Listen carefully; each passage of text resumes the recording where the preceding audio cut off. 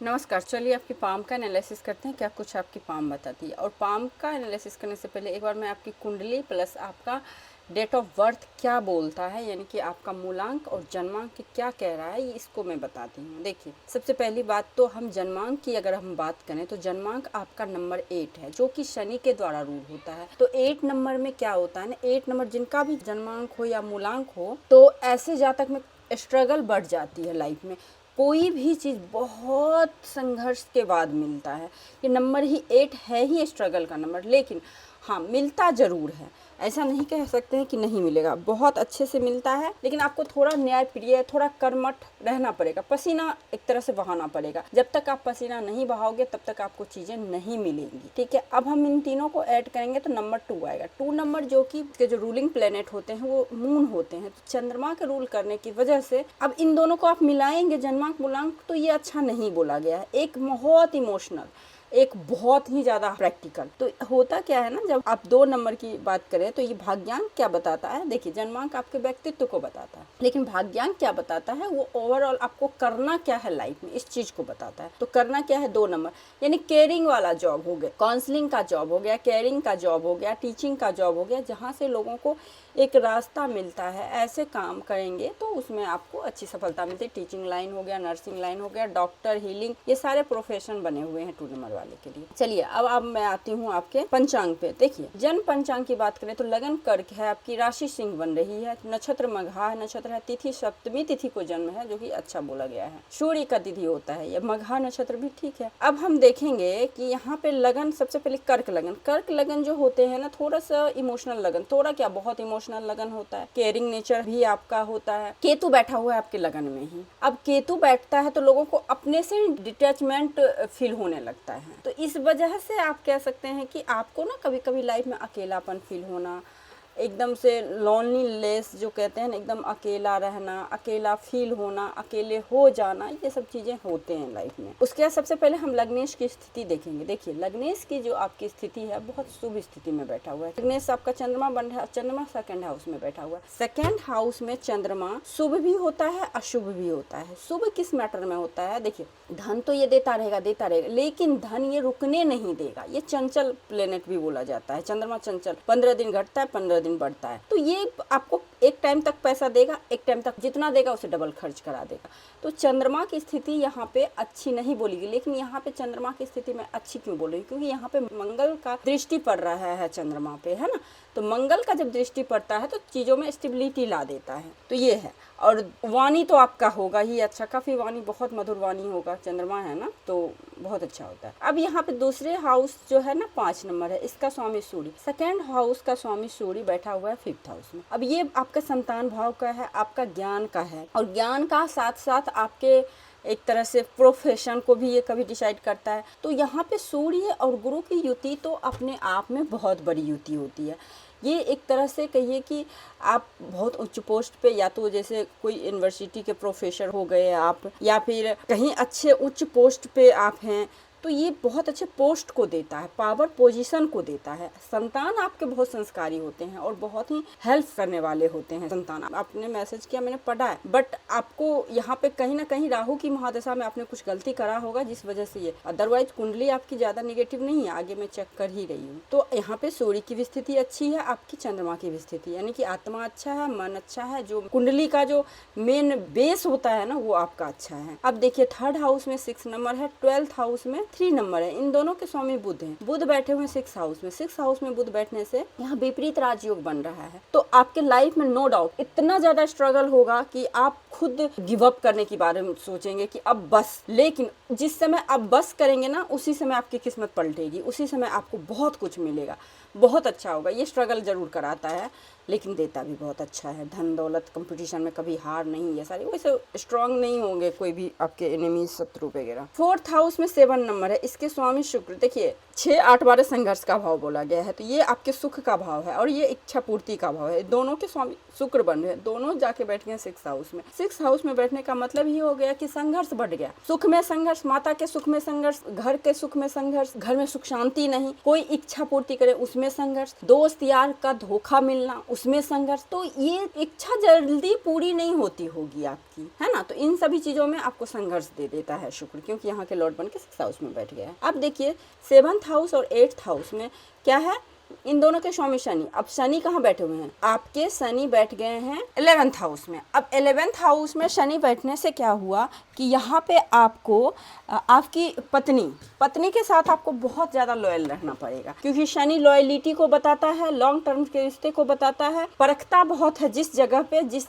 House का स्वामी बनता है। तो गुप्त रिलेशनशिप कहीं भी आप अगर बनाते हैं तो आपको वो नुकसान हमेशा देगा, क्योंकि राहु 7th हाउस में आपको अनसेटिस्फैक्शन देता है आपके मैरिज लाइफ में, जिस वजह से आप वो सुख कहीं बाहर ढूंढते हैं, और जैसे ही वो सुख आप बाहर ढूंढते मिलता है, जैसे ही उसमें इन्वॉल्व होते हैं, वैसे आपकी बर्बादी का कारण बन जाता है ये। तो यहाँ एक कारण है, लेकिन जैसे आप इस परीक्षा में पास हो जाते हैं तो आपको धन बहुत देगा, क्योंकि शनि शुक्र के राशि में बैठा हुआ है। 11th हाउस अपने घर का शनि बहुत पैसा देता है, और शनि की दृष्टि हालांकि सूर्य गुरु पे पड़ रही है, लेकिन गुरु सूर्य की भी दृष्टि शनि पे पड़ रही है, तो इतना ये निगेटिव नहीं करेगा। अब देखिए 12 नंबर और 9 नंबर इन दोनों के स्वामी गुरु बन रहे हैं। देखिए त्रिकोण है ना, त्रिकोण हाउस, इसके स्वामी त्रिकोण हाउस में बैठा हुआ है, तो ये अच्छा फल देगा। गुरु भाग्य का स्वामी अगर गुरु बैठ गया तो आपके संतान पक्ष से बहुत सहायता, बहुत हेल्प, बहुत अच्छा रहता है। देखिए एक तो आप मांगलिक योग भी बन रहा है। मंगल की बात करें तो अब देखिए आपके 5th हाउस, आपके 10th हाउस के स्वामी मंगल, अब यहाँ भी स्ट्रगल दे दिया। मैंने तो अभी तक मैं बोल रही थी आपको कि संतान बहुत बढ़िया होगा, बहुत अच्छा होगा,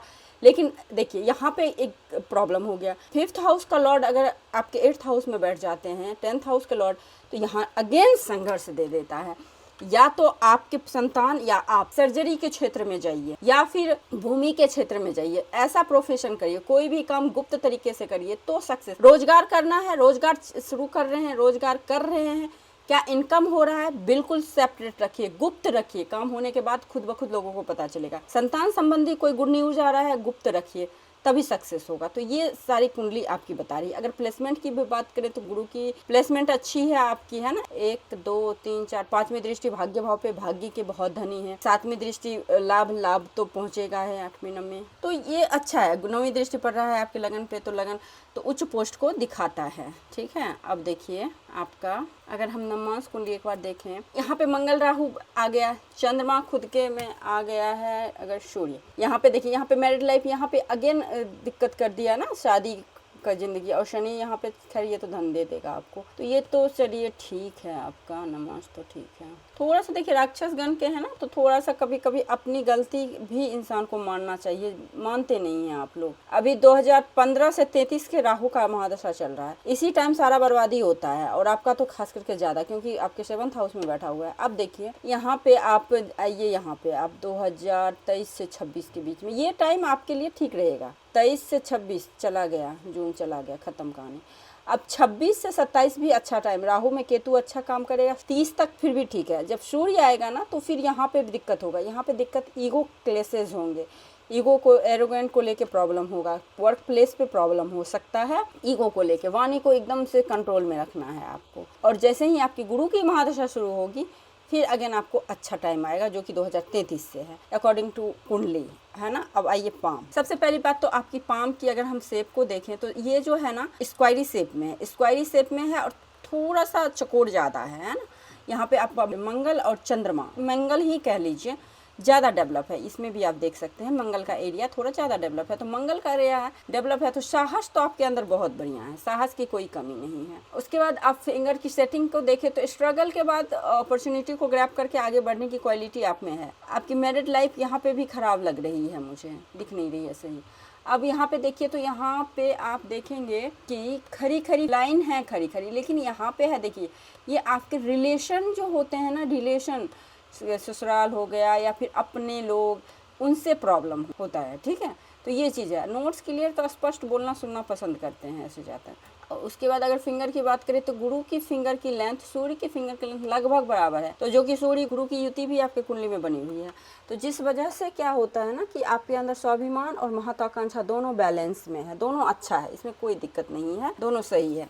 कॉम्प्रोमाइज़ आपको नहीं करना पड़ेगा कि कहीं पे स्वाभिमान को मार के अपना काम करते हैं, तो ऐसा नहीं है। शनि की फिंगर की लेंथ अच्छी है आपकी, तो शनि की फिंगर की लेंथ अच्छी होने से तो ऑब्जर्वर होते हैं, कर्मठ होते हैं, ये सारे गुण हैं। बुध आपका काफ़ी अच्छा, बुध अच्छा है, कम्युनिकेशन आपका काफ़ी अच्छा रहा होगा। आप लोगों को बहुत जल्दी प्रभावित कर लेते होंगे। ओवरऑल कम्युनिकेशन से रिलेटेड काउंसलिंग, कॉन्वर्सेशन, हर चीज़ में अव्वल रहते हैं ऐसे जहाँ तक। और देखिए ये आपका फिंगर भी झुका हुआ है, एडजस्टेबल नेचर के हैं, कहीं भी आसानी से एडजस्ट करते हैं आप। उसके बाद यहाँ पे आप देखेंगे बुद्धा आइज है। बुद्धा आइज है ना, हमेशा आप सिक्स सेंस अपना जो है ना, आपका सिक्स सेंस, उसको सुनिए, उसी के बिहाफ पे काम करिए। पहला पौरवा बड़ा है, दूसरा पौरवा छोटा है, तो लॉजिक चीज़ों में बहुत लगाते हैं, तो टाइम कई बार निकल जाता है इम्प्लीमेंट करने का, क्योंकि हर चीज़ का एक टाइम होता है और टाइम वो निकल जाता है अगर आप नहीं उसको टाइम पे करते हैं तो। अब आइए यहाँ पे हम अगर माउंट की बात करें तो हाथ पे आइए, देखिए यहाँ पे आप यहाँ पे देख पा रहे होंगे बहुत सुंदर सा आपके विंडो साइन है। विंडो साइन का मतलब क्या होता है, देखिए यहाँ पे 4 आप देखेंगे इस तरह से स्क्वायर हैं, 4 स्क्वायर है ना, एक यहाँ है, एक यहाँ है, एक यहाँ है और एक यहाँ। 4 स्क्वायर का मतलब होता है कि एक से अधिक सोर्स ऑफ इनकम। पैसा तो बहुत है आपके पास, 4 स्क्वायर के और ज़्यादा ही है, पैसा की कमी नहीं है। रिंग ऑफ सोलोमन है। रिंग ऑफ सोलोमन होने की वजह से आप कह सकते हैं कि आप में इंट्यूशन बहुत स्ट्रांग है। आप घर परिवार की जिम्मेदारी लेने से थोड़ा सा डरना या फिर उस चीज़ से बचना या फिर नहीं होना, ये सारी चीज़ दिखाता है। बाकी गुरु का माउंट तो अच्छा है आपका। टीचिंग लाइन हो गया, काउंसलिंग लाइन हो गया, डॉक्टरेट लाइन हो गया, आध्यात्म लाइन, ये सब लाइन आपके लिए बहुत अच्छा है, ये सब सेक्टर। अब देखिए यहाँ पे ना ये बड़ा सा क्रॉस भी बन रहा है, इसको हम क्रॉस भी कहेंगे, और यहाँ पे ऐसे करके ट्राइंगल भी बन रहा है। और मेन जो प्रॉब्लम का जो कारण आपने बोला है ना, तो ये शनि पे इतना बड़ा क्रॉस, हालांकि ट्रायंगल भी है, ट्रायंगल बन रहा है, तो ये आपको बचा लिया, नहीं तो मुझे ये बात कहने लायक ही नहीं रहते। बहुत बड़ा एक्सीडेंट, बहुत बड़ा धन का लॉसेस, पूरा जमा पूंजी बर्बाद हो जाना। ये सब मैं क्यों कह रही हूँ, देखिए ये लाइन यहाँ पे है, ये लाइन मैं बार बार बोलती हूँ, अगर ये यहाँ तक रहे, इससे नीचे रहे तो बहुत अच्छी बात है, इससे ऊपर जाए या फिर फिंगर पे चढ़े तो ये आप जितना धन कमाए ना, सबका नाश होना, उसमें भी भाग्य रेखा से आते हुए ये है। अब फ्यूचर क्या होगा आपका, है ना, आप कहीं इन्वेस्ट किए होंगे कुछ पैसा, शॉर्टकट तो लाइफ में कभी गलती से भी नहीं अपनाना, भले आपको भूखे सोना पड़ जाए, लेकिन शॉर्टकट मत अपनाना आप कभी भी। तो ये है, तो शनि आपको यहाँ सारा प्रॉब्लम दिया। अगर सूर्य की बात करें तो सूर्य की रेखाएं अच्छी हैं आपकी, ये तो सारे ठीक ठाक हैं, लेकिन स्ट्रांग नहीं हैं हम, है ना, तो स्ट्रांग जरूरी होता है, तो स्ट्रांग रेखाएं नहीं है। और देखिए यहाँ से हार्ट लाइन से भी फॉलिंग लाइन है, तो ये भी सही नहीं है। और देखिए अच्छा क्या है, तो यहाँ पे इस तरह से लूप है, इस तरह से, तो ये बताता है बार बार गिर के इंसान उठते हैं, गिरते बहुत बार हैं, उठते बहुत बार है, तो गिर गिर के उठते हैं, लेकिन उठ जाते हैं एक तरह से, मतलब उठ जाते हैं मतलब आगे बढ़ जाते हैं, तो ये अच्छा है। बुध यहाँ पे दबा हुआ है आपका, है ना, बुध का माउंट दबा हुआ है, इस पर हालांकि लाइन्स हैं जो कि आपको धन दे रहे हैं, हीलिंग क्वालिटी है, लेकिन बुध दबा है तो गलत जगह बुद्धि लग जाना इस चीज़ को दिखाता है, गलत जगह कोई ऐसा बुद्धि लगाना। देखिए यहाँ भी क्रॉस है ना, यहाँ पे ट्रायंगल तो है बट क्रॉस है, तो क्रॉस ये सही नहीं है, इस हाथ में भी देखिए।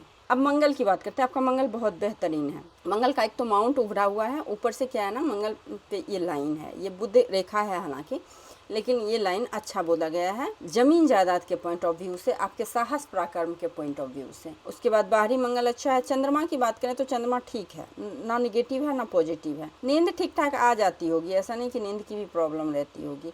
केतु माउंट ठीक है आपका। शुक्र बहुत बढ़िया है। देखिए शुक्र जब बहुत बढ़िया होता है तो आपको लग्जरी कंफर्ट लाइफ में दे देता है, लेकिन यहाँ पे एक दिक्कत क्या है, एक खरी लाइन यहाँ पे पाई जाती है जो कि बहुत सारी वो नहीं है आपको। तो कोई भी रिलेशनशिप, कोई भी आपका रिश्ता वो परमानेंट नहीं रहता होगा, है ना, कुछ दिन चला टूट गया, तो ये प्रॉब्लम होता होगा यहाँ पे रहने से, तो ये दिक्कत है। अब राहु की बात करें तो राहु पे यहाँ पे देखिए ये ट्रायंगल जो है मनी ट्रायंगल बना हुआ है। आपने पूछा ना कि आगे बहुत बढ़िया होगा, आगे इतना होगा कि आप अपने आने वाले जनरेशन के लिए छोड़ के जाएंगे, लेकिन यहाँ पे आपको एक बहुत बड़ा प्रिकॉशन रखना होगा। भाग्य भरोसे नहीं रहना है, शॉर्टकट नहीं अपनाना है, आपको मेहनत करना पड़ेगा। अगर नहीं कुछ करने के लिए सिटिंग जॉब है तो आप जिम जाके पार्क में दौड़ के पसीना जरूर बहाइए। और जितना आप लॉ क्लास जो होते हैं ना, जितने भी 4th क्लास, उनका मदद करेंगे, चाय पानी पिलाते रहेंगे, उतना आपका भाग्य अच्छा रहेगा। जो करना है आपको खुद के दम पे करना। भाग्य रेखा आपका अच्छा नहीं है, ठीक है, फिर भी भाग्य रेखा 33 साल तक तो आपको साथ दिया, उसके बाद आपका गड़बड़ हुआ है भाग्य रेखा, तो ये चीज़ है। उसके बाद यहाँ पे देखिए ये भी रेखा कुछ दिन तक आपका कहीं पे कुछ अच्छा रिलेशन भी रहा, वो भी खत्म हो गया, तो ये सारा चीज़ है। उसके बाद ओल्ड एज जब आपका होगा, जीवन रेखा की हम बात करें तो एक तो जीवन रेखा माइंड लाइन से टच करके निकला है, तो जीवन रेखा जब माइंड लाइन से टच करके निकलता है, बहुत परिवार को मानने वाले होते हैं, माता पिता के भक्त होते हैं ऐसे जातक। और कई बार क्या होता है ना, असफलता के कारण भी कई बार माता पिता बन जाते हैं। ये नहीं कि सारे माता पिता खराब होते हैं, कारण बन जाते हैं। मान लीजिए पिता बीमार रहेंगे, माता बीमार रहेगी, तो आप कहाँ तक आगे तरक्की कर पाएंगे, उनमें उलझे रह जाएंगे, तो थोड़ा ये हो जाता है।